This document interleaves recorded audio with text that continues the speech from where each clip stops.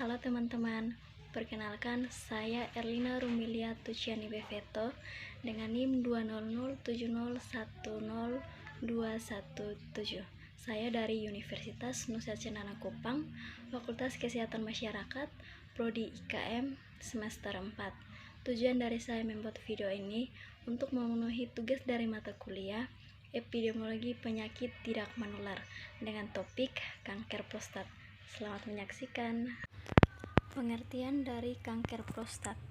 Kanker prostat adalah pertumbuhan sel yang abnormal dan tidak terkontrol di kelenjar prostat atau yang terjadi dalam kelenjar prostat.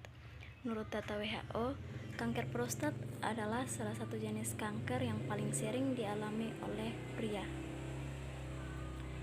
Epidemiologi dari kanker prostat. Data epidemiologi menunjukkan bahwa kanker prostat adalah kanker non-kulit terbanyak pada pria. Di global pada tahun 2018, diperkirakan sebanyak 165.690 kasus kanker prostat baru ditemukan di Amerika Serikat.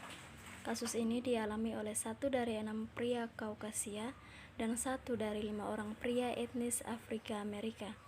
Pada tahun 2030, kasus kanker prostat diestimasi akan meningkat menjadi 1,7 juta kasus dan menyebabkan 499.000 kematian.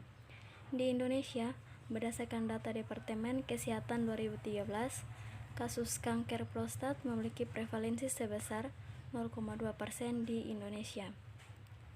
Prevalensi tertinggi ditemukan di Provinsi Sulawesi Utara dan Selatan, DI Yogyakarta, serta Bali. Bentuk keganasan prostat yang tersering adalah adenokarsinoma prostat. Bentuk lain yang jarang adalah sarkoma, karsinoma sel transisional, limfoma, dan leukemia. Oleh karena itu, bila kita membicarakan kanker prostat berkonotasi sebagai adenokarsinoma prostat. Kanker prostat adalah keganasan tersering dan penyebab kematian. Adapun penyebab atau faktor resiko. Penyebab dari kanker prostat adalah perubahan genetik atau mutasi pada sel-sel yang berada di kelenjar prostat.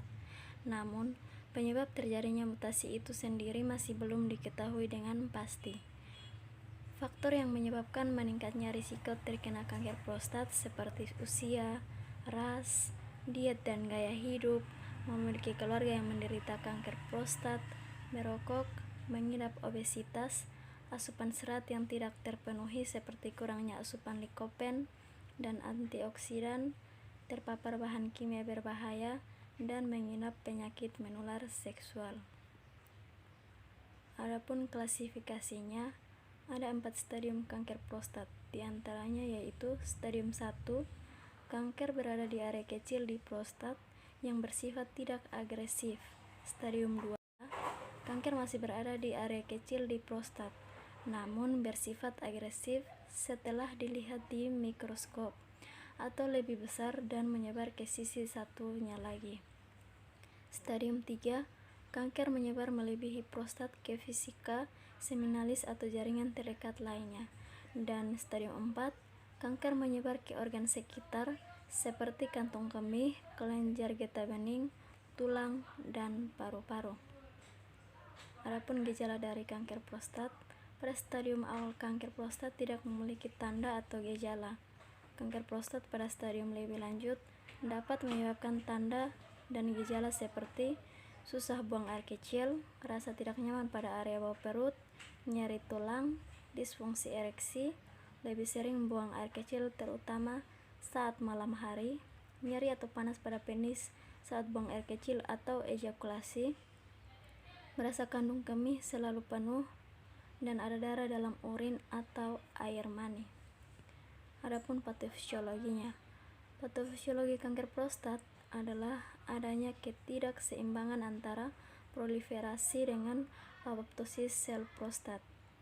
Reseptor androgen yang terletak pada kromosom X sangat mempengaruhi hal ini. Normalnya, reseptor androgen diatur oleh 2 ligen utama, yaitu testosteron dan dihidrotestosteron atau DHT. Hormon DHT merupakan bentuk poten dari testosteron yang diproduksi oleh sel Leydig. Konversi testosteron menjadi DHT melibatkan enzim 5-alfa reduktase. Hormon DHT memiliki afinitas 10 kali lebih tinggi dibandingkan dengan testosteron terhadap reseptor androgen. Ikatan DHT dengan reseptor androgen akan meningkatkan fosforilasi residu serin yang menyebabkan sel terlindungi dari degradasi proteolitik serta regulasi dan stabilisasi pertumbuhan sel. Adapun program pengendalian dan pencegahannya. Program pengendalian. Upaya pengendalian penyakit kanker bertujuan untuk menurunkan angka kesakitan dan kematian akibat penyakit kanker, memperpanjang umur harapan hidup, serta meningkatkan kualitas hidup penderita. Kegiatan pengendalian penyakit kanker dilakukan secara komprehensif dari pencegahan primer, sekunder, dan tersier. Pokok-pokok kegiatan pengendalian penyakit kanker yaitu pencegahan dan penanggulangan faktor risiko kanker, peningkatan imunisasi, penemuan dan tata laksana penderita, surveillance epidemiologi, dan peningkatan komunikasi informasi dan edukasi atau KIK. Adapun pencegahan kanker prostat tak bisa dicegah, namun perubahan gaya hidup sehat bisa membantu mengurangi risikonya, seperti mengonsumsi buah dan sayur setiap hari, rutin olahraga, mempertahankan berat badan ideal, tidak merokok atau mengonsumsi minuman beralkohol, dan kelola stres dengan baik.